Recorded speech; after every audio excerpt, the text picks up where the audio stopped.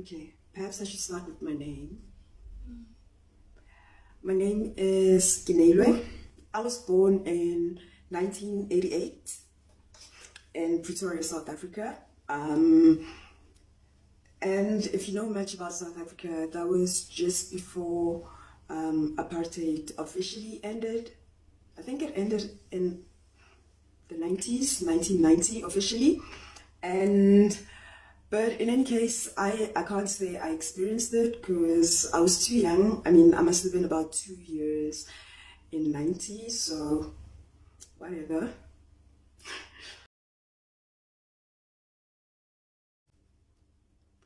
So my household, I was raised by my mother.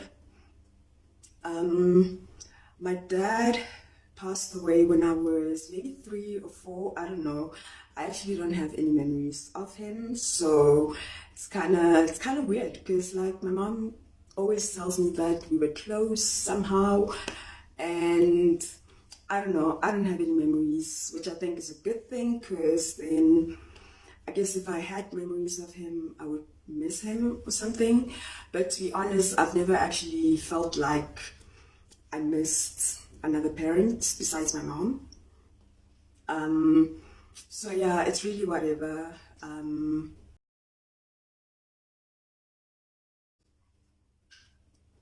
So yeah, and to be honest, every time I would go to friend's house or anyone's house where there was a dad or a father figure in the house, it always felt kind of weird. Like everyone gets a bit tense and like everyone is scared of the dad for some reason. There's couches or chairs you can't sit on. It just seemed like, I don't know, seemed like they would, I don't know, if I had a dad, he would be strict, but like, to be honest, I'm so glad I didn't grow up with a dad. I really am, because I don't want that energy.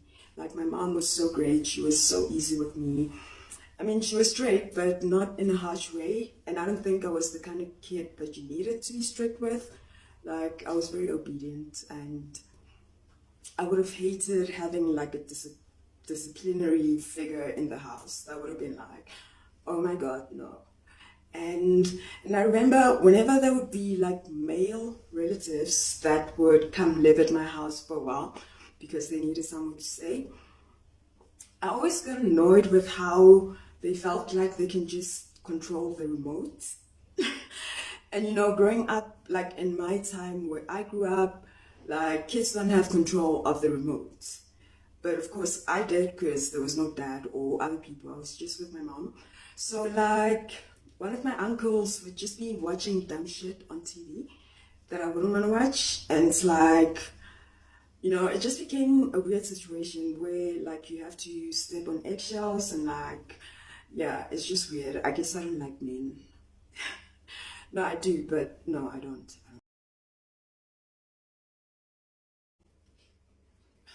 So, okay, going back, I went to a primary school in my neighborhood, and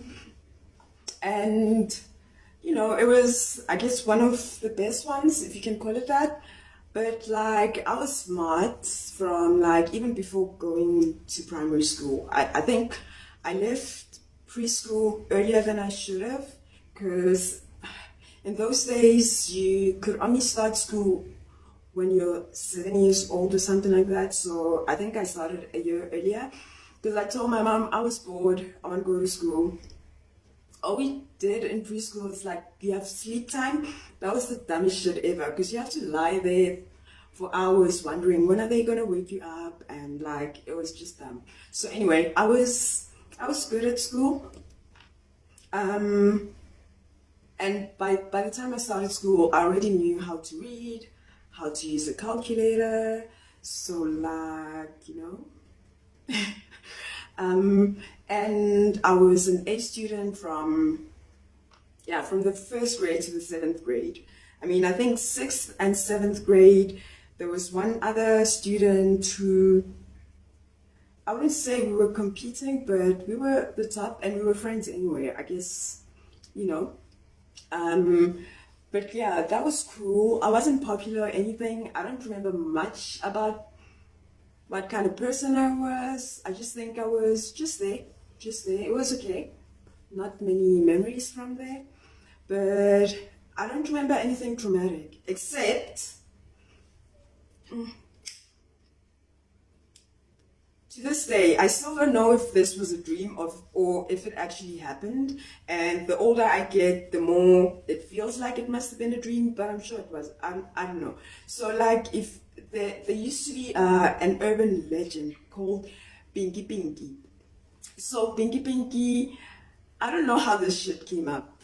So it's like this creature that waits in the toilets, girls' toilets, by the way. And if you're wearing pink underwear, this creature will attack you. So now this creature was supposed to be half man, half woman, half devil, I guess. Oh my god. No guys, I can count. That's just a reference to some inside jokes. I'll share later. But like, isn't that like some premonition of like some transgender mafia trying to get into little girls' toilets? Dude, this is so fucked up. Like, I just had an epiphany. Like, I just broke the simulation. I just figured it out. Wasn't that a warning or something? I mean, come on, come on. So yeah, if you wore pink underwear, apparently, I guess even if you didn't, so back to the story. So I vaguely remember being so scared to go to the bathroom because, I mean, it's in the hood. Our toilets didn't really have good lighting. And so, like, so we're in the middle of the class. I feel like going to pee, but I'm shit scared. And I think I just peed on myself in the class. I don't know. I'm not sure. But I have a vague memory of that because I was so scared of going in there and Pinky Pinky grabbing me and like, I don't know what would happen. Maybe Pinky Pinky isn't nice. No, can't be. But yeah, I don't know how that urban legend, because like, it really, I think everyone in South Africa, any part of South Africa at that time, knew about Pinky Pinky. Like, it's just the weirdest thing ever. Like, to freak kids out like that. And I read somewhere that that was just like an urban legend that was started to kind of deter kids from going into the public bathrooms without someone accompanying them for their safety. So maybe there was some fucked up shit happening to kids and they wanted to figure out a way of making us be scared to go alone. I don't know.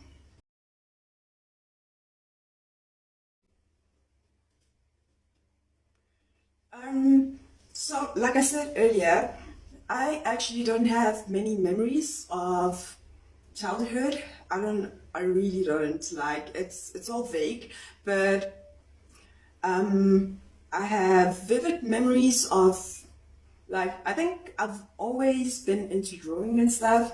The first drawing I can vividly remember making and being like super proud of was like, there were these like colored pencils. The boxes came with like, there was a drawing on the back of a puppy. And so I thought, let me try to draw this puppy. And I did it and I was so proud. But that was probably like grade 7 or 6. But I know I had been drawing even before that because like sometimes when at school we have days off or something, my mom would take me to, she was an admin clerk at a high school, so she would take me with her to work and I'd have to keep myself busy for the day somehow. And so they would always find me an empty classroom and give me a whole bunch of colored chalk. And I distinctly remember I was going through a viney, like, you know those, what is it called? Art Nouveau. You know that decorative style where you draw vines around like the frame or whatever. So like on these huge chalkboards in empty classrooms, I just draw things like, and yeah, it just became a habit that when I go there, I get an empty classroom, I get colored chalks, and I draw. And after that, awesome, I'm happy. So I've always done it. I don't think I even thought of it as being a career. Ooh, and another cool thing that I did was, um, so I thought, I want to try to make something 3D. And for some reason, I thought to make like a cash register. And I think I obviously chose a cash register because at home we had like a small business, like tuck shop kind of thing. So there was always a cash register, and I saw somewhere on TV that you can, different things you can make with erasers. So yeah, I made that cash register, but I mean, I guess I was never meant to be a designer or engineer because that cash register was not functional at all. It was just aesthetically good looking. So I guess that, was written in the cards that I would be a visual artist and not an engineer or a designer.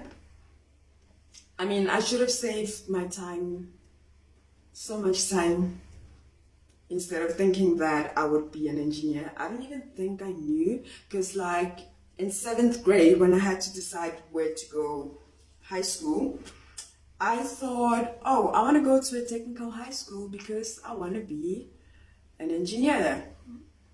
I don't even think I knew what that meant, but I just knew I was smart and I could do smart things, and that bombed because I should have just gone with art, but I don't even think I knew that that was an option, like at all, at all. So I then went to a technical high school, and first year bombed, second year wanted to go. I found out that actually at this art school, one of my friends in the hood was at this art school. I had two friends actually who were, and I remember I would get so excited seeing the artworks. So I wanted to, and my mom,